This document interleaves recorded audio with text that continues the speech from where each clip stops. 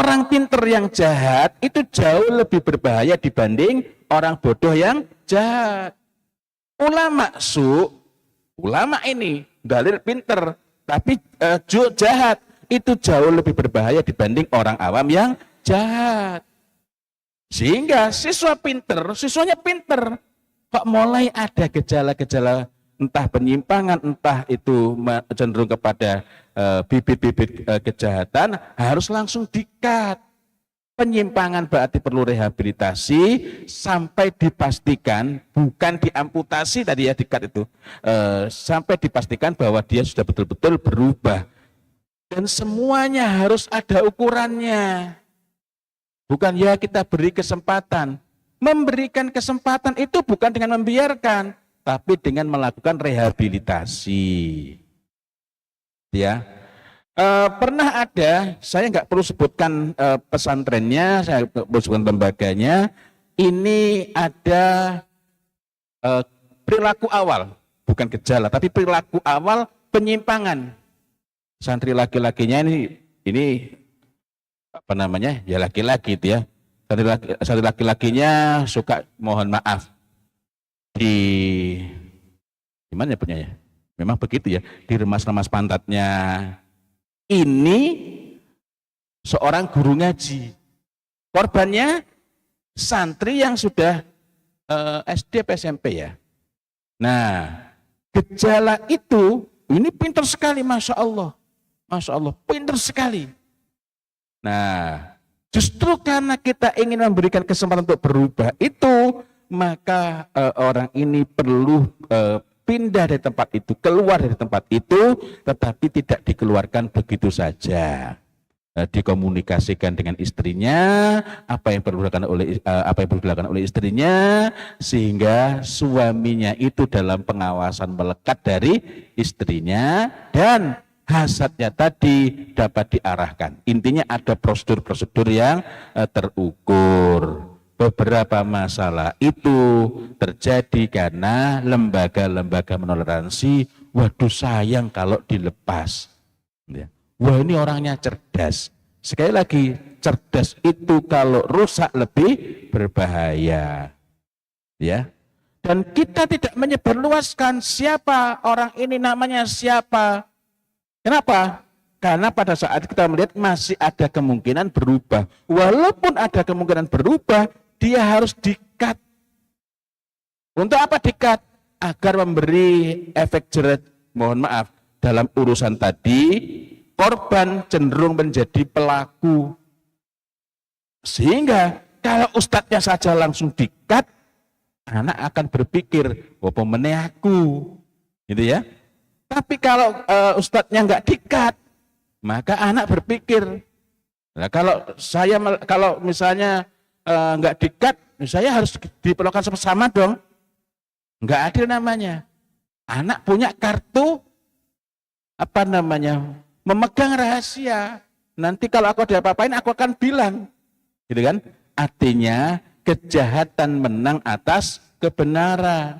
Kenapa? Bukan karena kejahatan itu pasti menang, melainkan sikap kita yang lemah. Penyimpangan jika dibiarkan dapat menjadi pendorong aktif. Nggak ada stimulasi seksual, nggak ada apa-apa, dia yang nyari. Gitu ya. Dalam kasus tadi, istrinya diberi treatment khusus. Mohon maaf, karena gejalanya penyimpangan ke arah seksual, istrinya diberi treatment khusus tentang apa saja yang perlu dilakukan selama tidak sampai melanggar syariat, gitu ya. Nah, jadi penyimpangan itu sendiri dapat menjadi pendorong aktif untuk melakukan kejahatan, termasuk yang secara sosial tidak dianggap sebagai kejahatan. Mohon maaf, kalau ada yang baru, mohon maaf, meremas-remas pantat tadi, kan belum dihitung kejahatan. Ya enggak? Dilaporkan polisi, kenapa? Karena guru saya meremas pantat. Belum kejahatan toh? Tetapi itu merupakan bibit, kalau dibiarkan arahnya nanti bisa kepada homoseksualitas dan lain-lain. Tindakan-tindakan seperti itu. Jadi yang secara sosial itu tidak dianggap sebagai kejahatan, tapi di agama sudah pelanggaran, harus kita proses. Ya. Yang kedua, mengapa muncul kejahatan? Ada stimulasi. Dan sekarang itu la haula wala quwata illa billah. Dulu HP itu bisa diatur dengan lebih mudah. Misalnya di YouTube ada pembatasan usia, lokasinya bisa memilih Qatar. Kalau dulu saya milihnya Arab Saudi, sekarang milihnya Qatar atau Singapura. Nah, Qatar lebih ketat. Kenapa milih itu?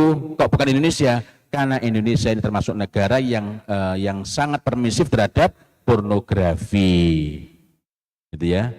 Jadi saya milih tadi bukan karena nggak cinta Indonesia, enggak. Karena secara faktual Indonesia ini paling longgar terhadap pornografi. Apalagi pada masa-masa menjelang pemilu yang lalu maupun 5 tahun sebelumnya. Waduh, komentar sedikit sudah dibalas dengan berbagai tanggapan yang sifatnya pornografi. Negara kita masih sangat permisif. Nah, sudah 10 tahun yang lalu dengan pembatasan itu efektif. Tetapi hari ini ternyata masih saja nyelonong karena iklannya berbayar. YouTube muncul iklan yang merusak. Saya langsung melakukan tindakan. Ternyata itu iklan berbayar. Nampaknya bukan iklan. Padahal saya membahasnya, kan saya punya 2 akun YouTube walaupun nggak begitu aktif, tentang minyak wangi sesuai dengan tuntunan Nabi dan mengenai akun yang sifatnya umum. Nah, itu saja bisa muncul. Stimulasi itu artinya banyak. Itu yang diproteksi masih bisa begitu, apalagi kalau nggak diproteksi. Nah, ada stimulasi. Stimulasinya bisa dari HP, bisa keluar rumah penampilannya nggak karu-karuan, ya. Ketika dia terstimulasi oleh orang lain, belum tentu dia melakukan tindakan terhadap orang itu. Kenapa? Karena nggak merasa aman. Misalnya, yang berpakaian nggak karu-karuan itu istrinya pejabat misalnya, nah, dia tidak berani, dia nggak merasa aman. Nah, ada stimulasi, ada kesempatan dan merasa aman.